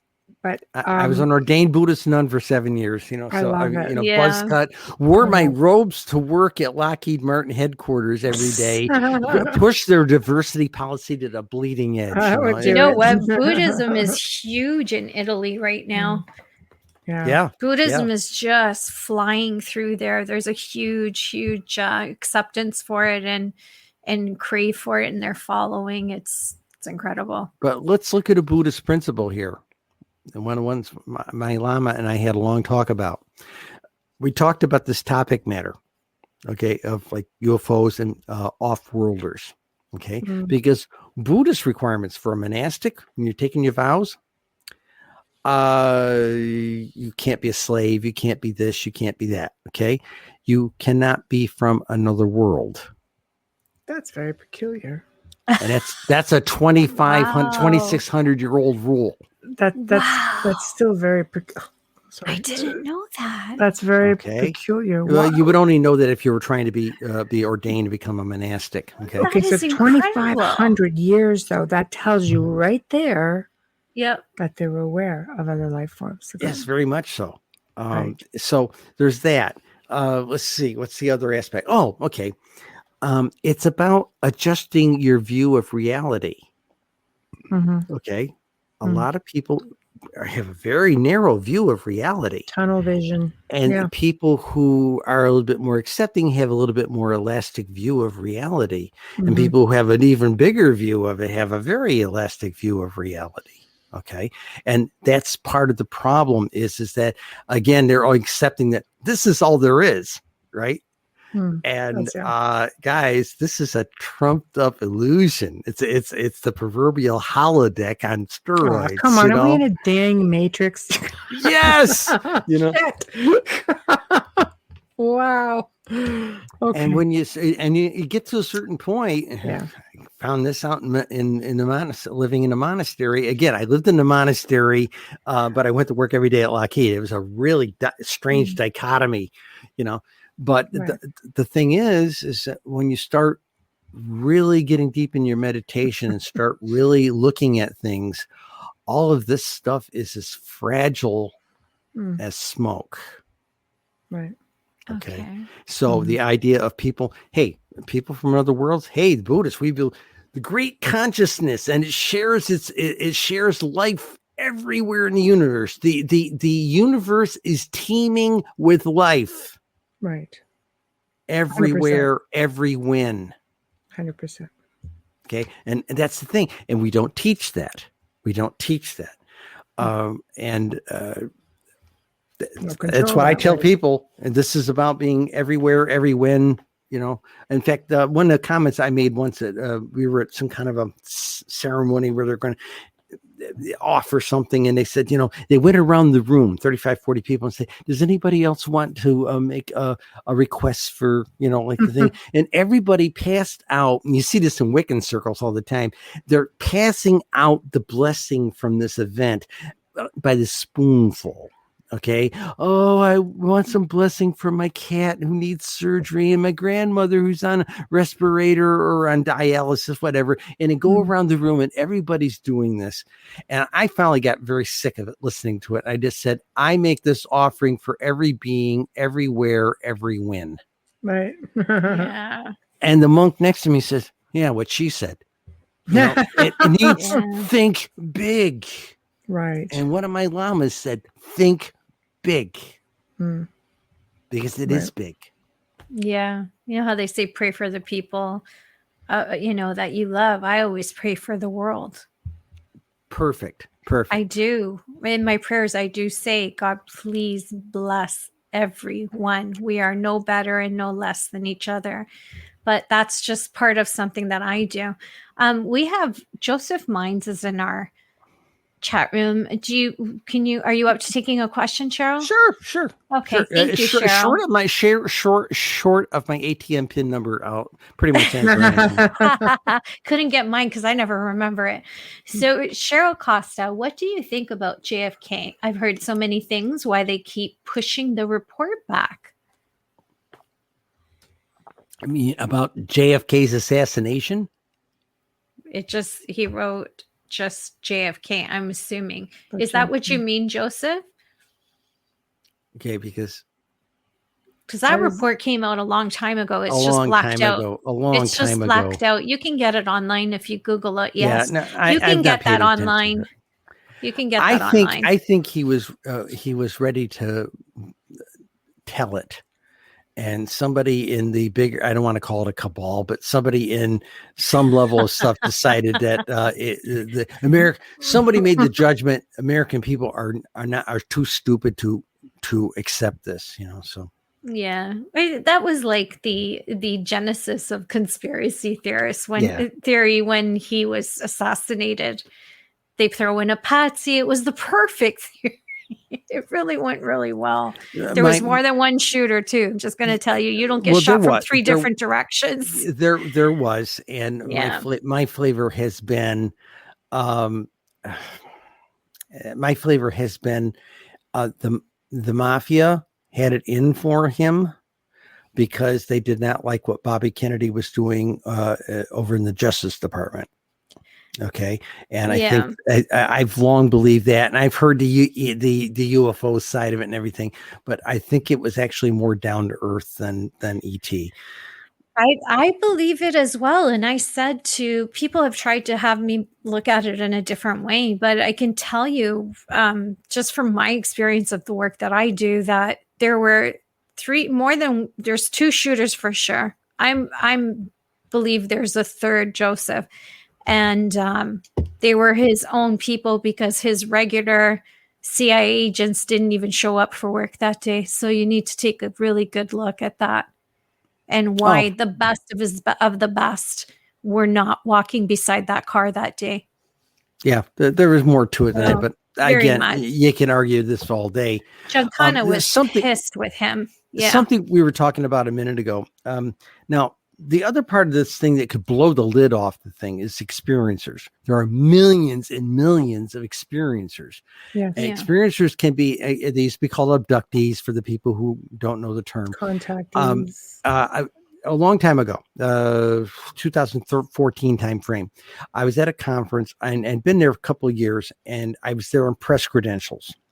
And they had a meeting like 7 o'clock in the morning for experiencers, but regular people were not regular. Press was definitely not allowed. And it ran kind of like a little AA meeting in the morning between about 7 o'clock in the morning to about 8:30, and everything got going at the conference about 9. So I went to the therapist who monitored, who acted as a moderator, and I asked her, I said, look, I just want to learn. I leave my credentials upstairs. I'd like to learn. Now, I'd believe all the stuff I saw on cable TV, I got probed. Oh, it was terrible. They took my eggs, That's all this the big stuff. one right there. Yeah. And I went in there. My spouse went with me. Linda went with me.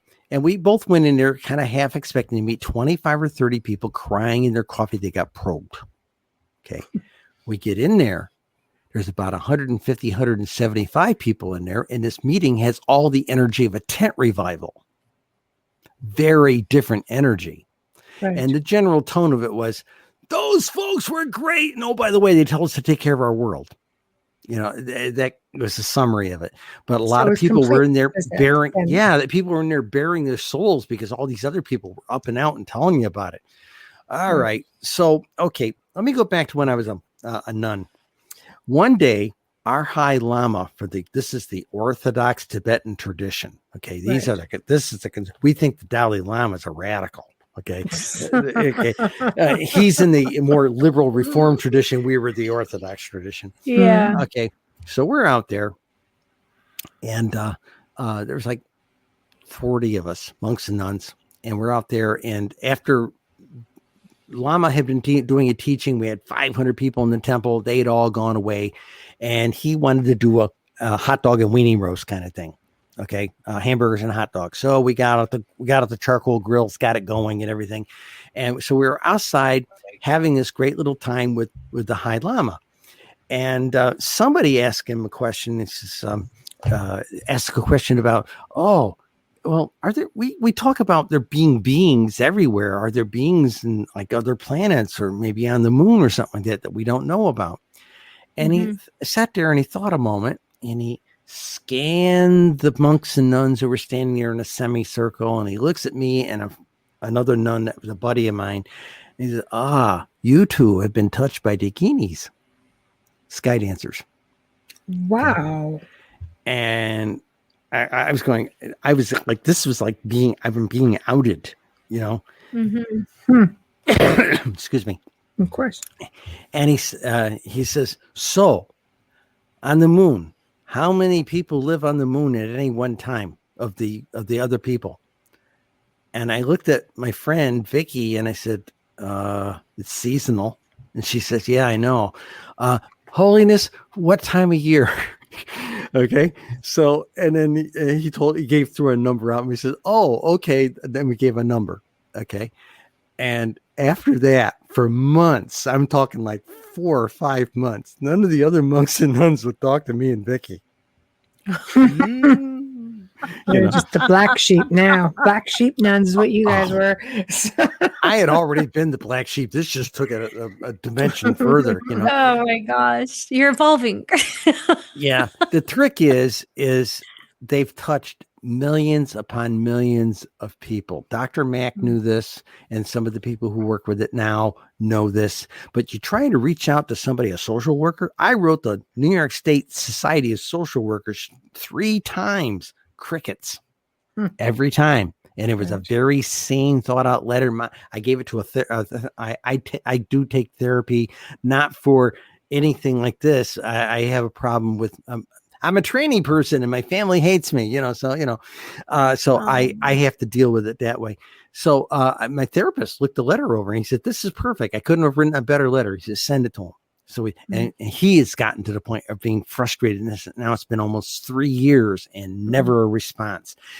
Other experiencers are dealing with this. They can't reach out and talk to a social worker or a therapist because, those things don't exist. You're crazy. And they don't want that label. Right. That's really difficult because, you know, people aren't going to come forward. You know, our producer, Joe Montaldo, owns a site called ICAR, ICAR, and they've got almost 70,000 clients who are abductees and experiencers, contactees who have basically, you know, gone under or had recollection of accounts. And it's staggering the amount of people that have come forward. But when you look at the grand scheme of, let's say, your research, which also shows how many sightings there actually are, how many more people have not come forward, not even just with a sighting, but with an experience. Because I'm sure he's just like, we should be getting a lot more people contacting because they are out there. Like I can account for myself, but I mean, I haven't gotten anybody.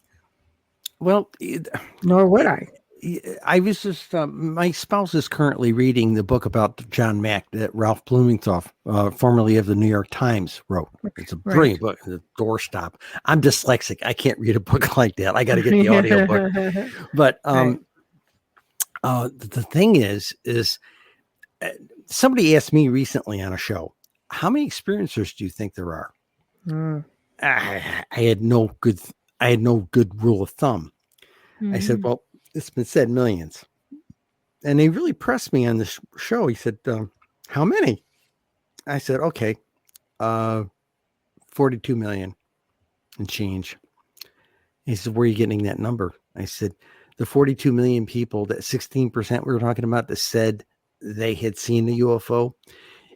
There are people, and I've done articles like this when I was writing my column, people up in the Adirondacks, some isolated little lake where there's no infrastructure around it. It's just a big thing of water out there in the woods, right? And people go there to hunt and camp and that type of thing.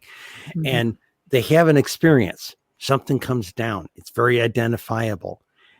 Let's say there's 8 people. 5 of them or 4 of them can see it for what it is. 2 of them see it, but it's cartoonish to them in their interpretation. And the other 2 it's looking right at it and they can't see it.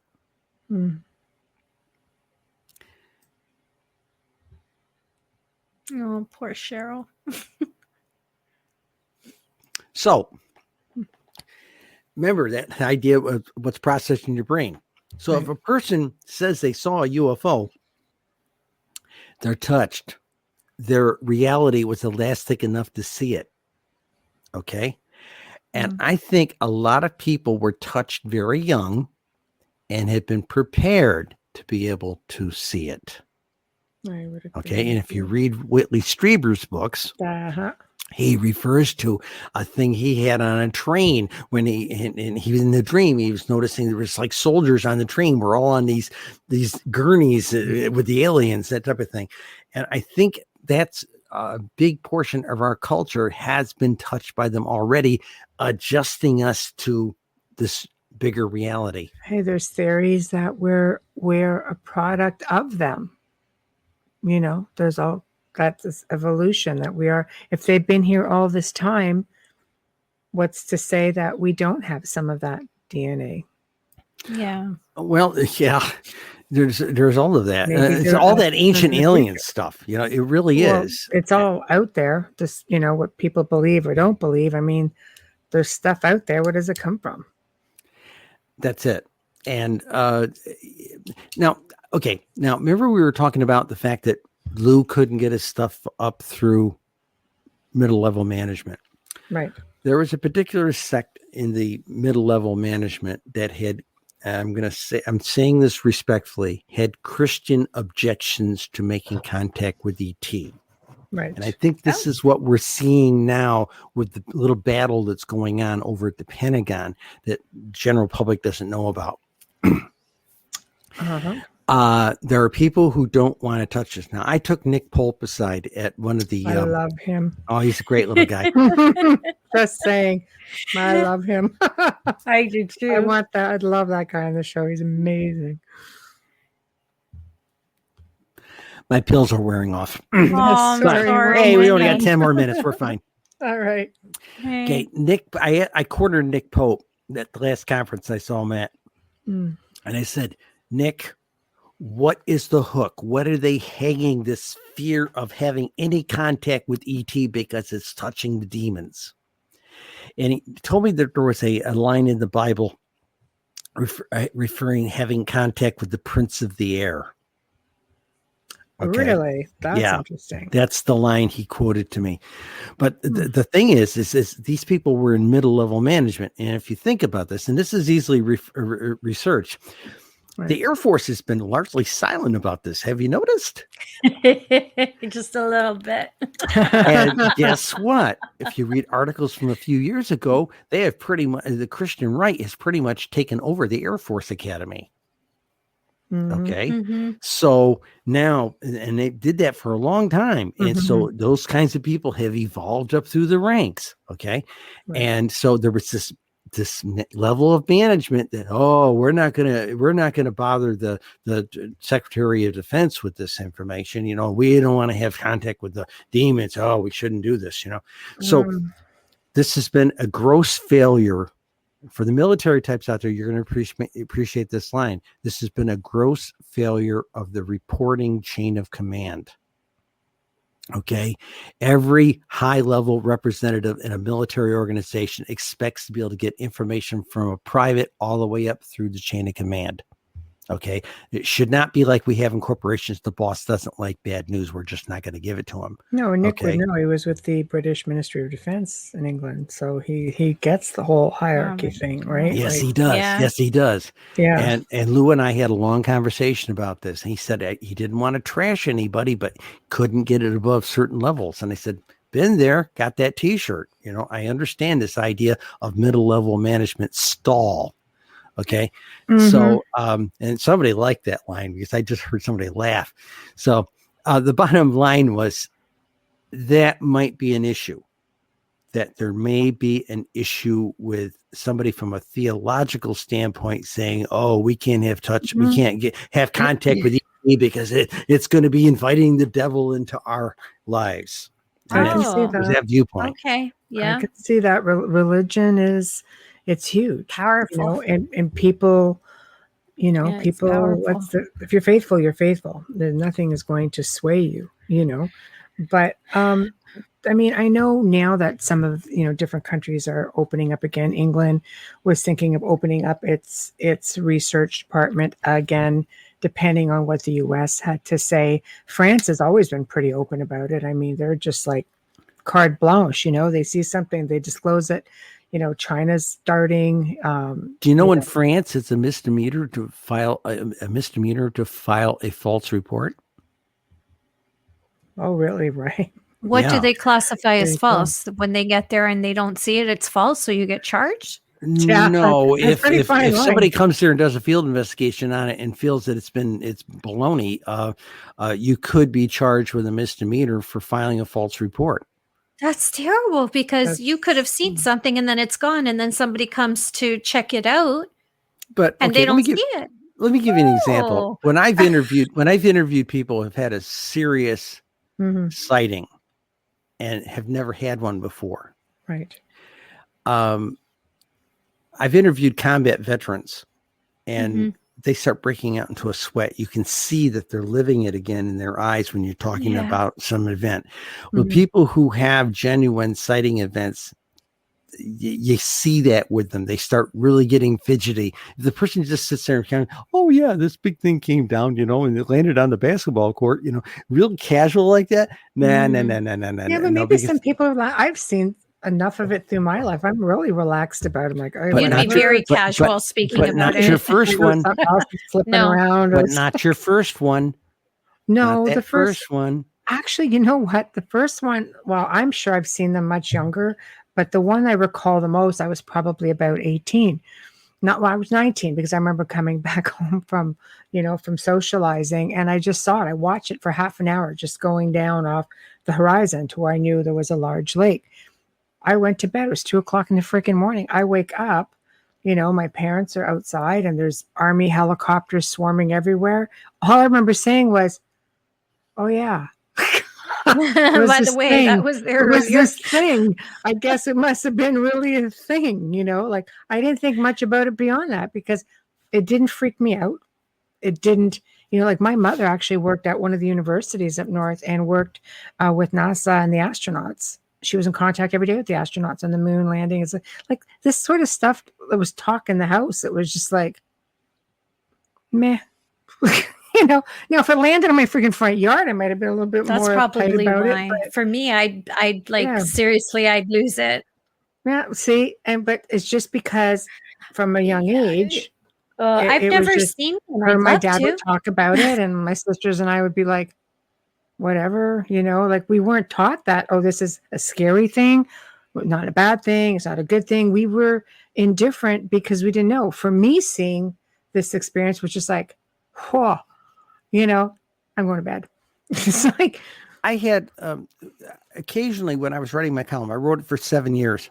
Right. Until the paper went under, and every now and then I'd get an invitation to like a backyard barbecue. Now I would show up, and I'd bring a security guy with me to make sure it wasn't a lynch mob, and and next thing you know, I'd end up with a burger and a beer in my hand, and I'd let the security guy go, and they say, "Hey, we want to meet our Uncle Ralph, who saw Foo Fighters in World War II, or our Aunt Sally, or whatever."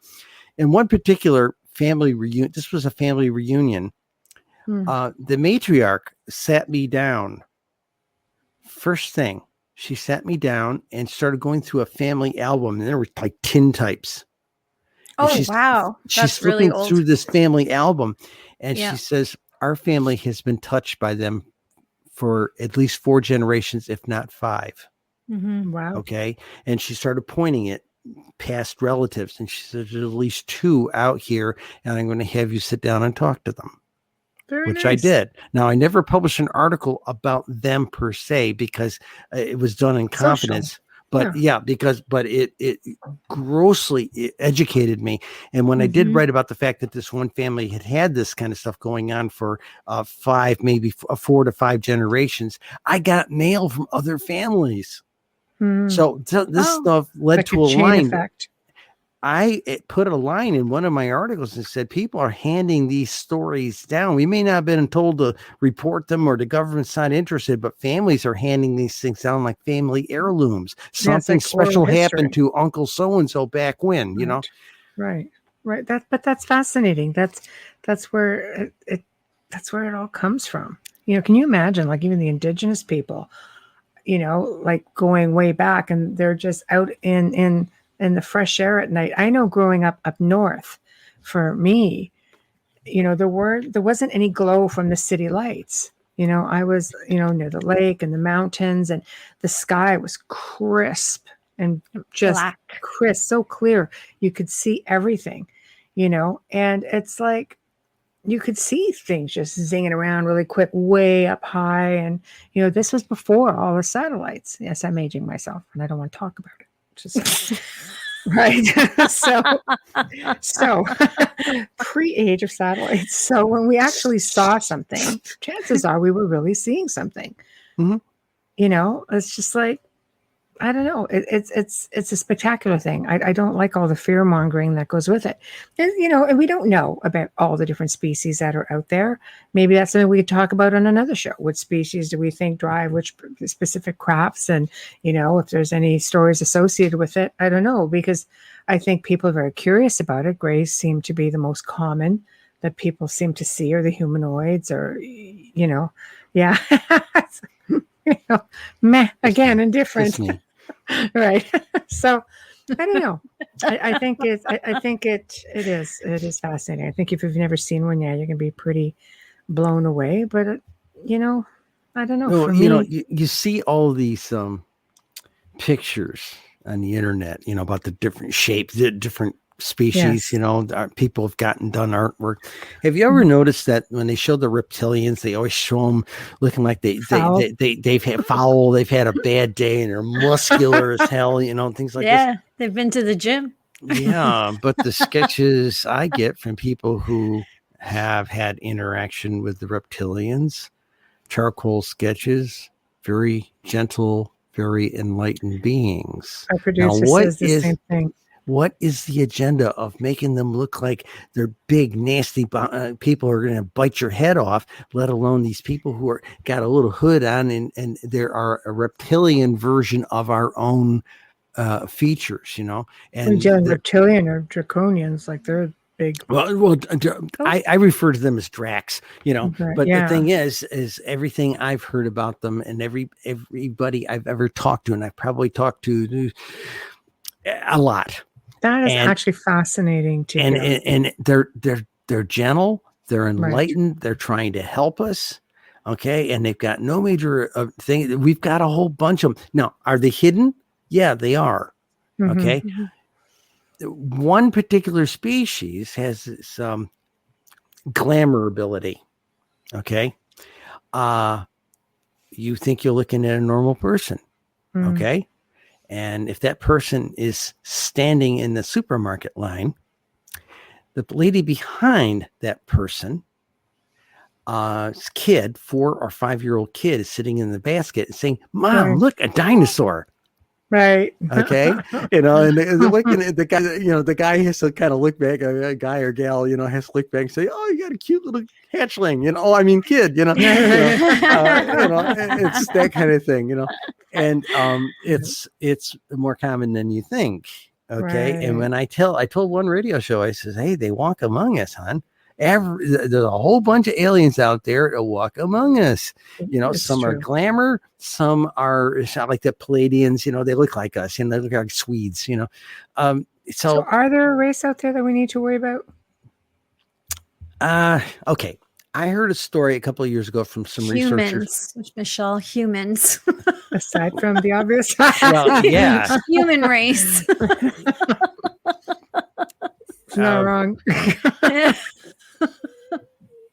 I worry about our country thinking about we've been at war for almost 70 years, right? Someplace.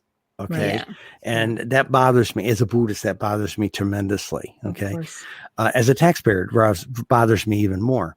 Right. But is there a race up there? From everything I'm seeing and everything I talk to other, what I'm going to call learned Buddhists.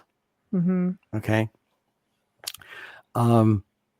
The general sense in the galaxy is peace and love. We're all one mind. We're oneness. Collective. collective. We're oneness. We're all part of the same The law of stuff. one. We just, yeah, we Right. just, we've all got the same thing going on inside. And it's only the facade of this human existence that lets us say, oh, they're going to eat us or they're going to destroy us, And I see these science fiction movies and I get very upset with them, like the Battle of LA. They're showing all, the aliens coming down with their laser rifles or whatever, and our Marines fighting them off and everything like that. Look, if we end up having a war with them, it'll be over in 90 seconds. Do you think they war with themselves? Perhaps, but I think they've evolved past it, and they look at us like I said earlier, the tribe with a bunch of matches, this warlike tribe with a bunch of matches, and I think they see us destroying our planet, and they want to get us squared away.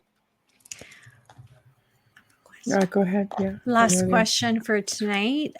Is that okay with you, Cheryl? Mm-hmm.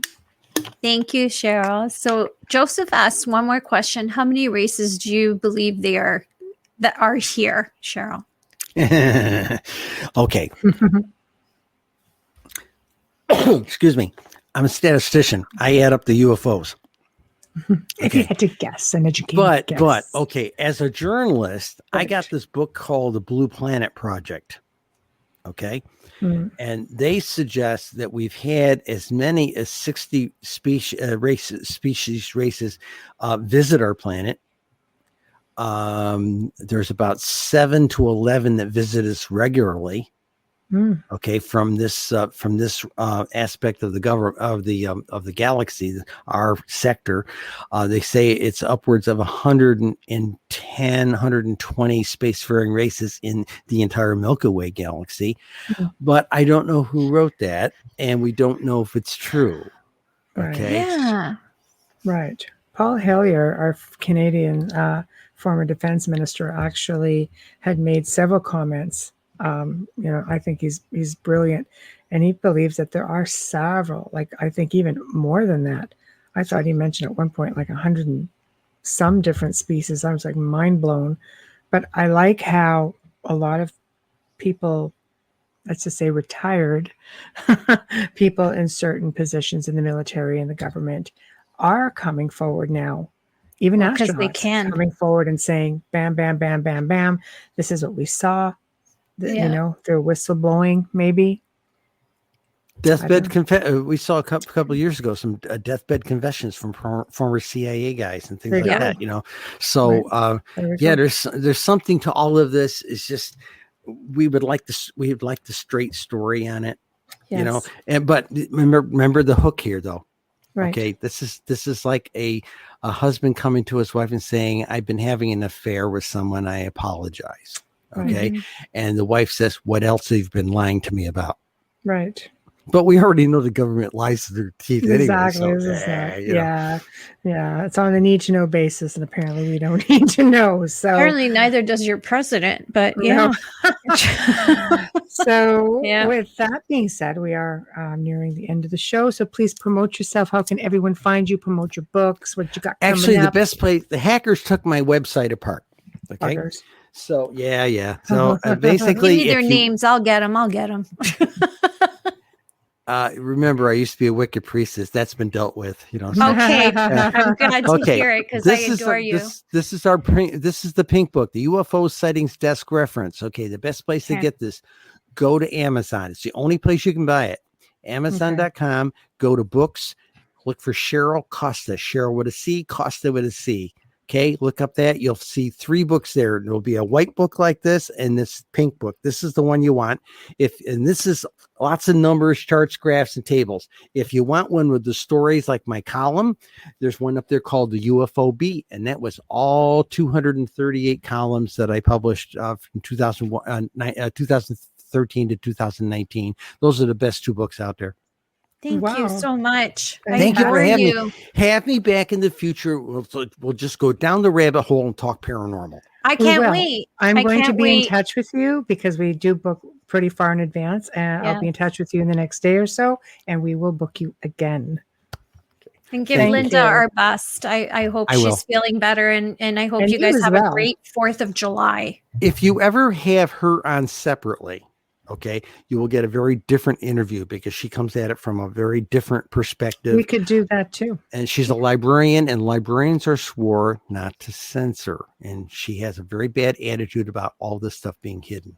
I love it. And Very you know cool. what? If she's willing, when she's And she feeling shoots better, from the hip with 2 machine guns. She I really, like it. from a standpoint, she's really, really quite radical in that sense. So Hey, she if was she's originally willing, a we'll do hippie. it. She really was. I love We'll- it. My We'll have brothers you were. on like back to back, like one night and then the next night, just to make it that much more Yeah. fun. So You've been such a So- joy. Thank you. thank you. Thank you, Cheryl. See you. Get better. Have a wonderful Canada Day.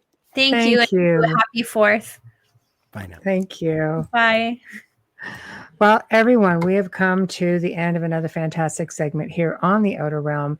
Thank you all for tuning in. Thank you to our very special guest, Cheryl Costa, and our producer, Joe Montaldo, who, of course, mans the fort behind the scenes for us.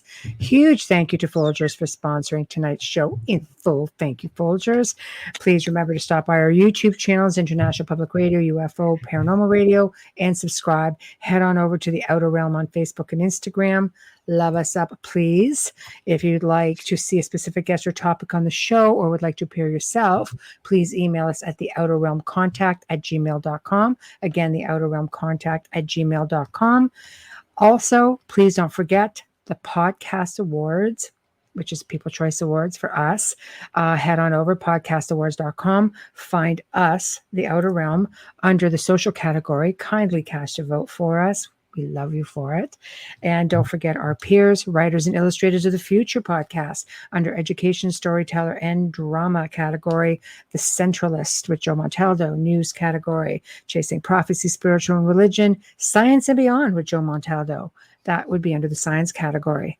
Now, don't forget, tune in next week as we welcome 2 more amazing guests. Wednesday, we welcome back Dr. Rita Louise to the show. She will be discussing empaths and narcissists. That should be fun. Thursday night welcomes Elliot Story of Van my life. Dusen. Elliot Van Dusen back to the show, and he will be catching up on his research within the paranormal field. So, to all of you, especially in the United States, have a fantastic 4th of July. If you're traveling, please travel safely. We want to see you all back here next week. And to the rest of the world, thank you. Have a wonderful, safe weekend as well. And good night.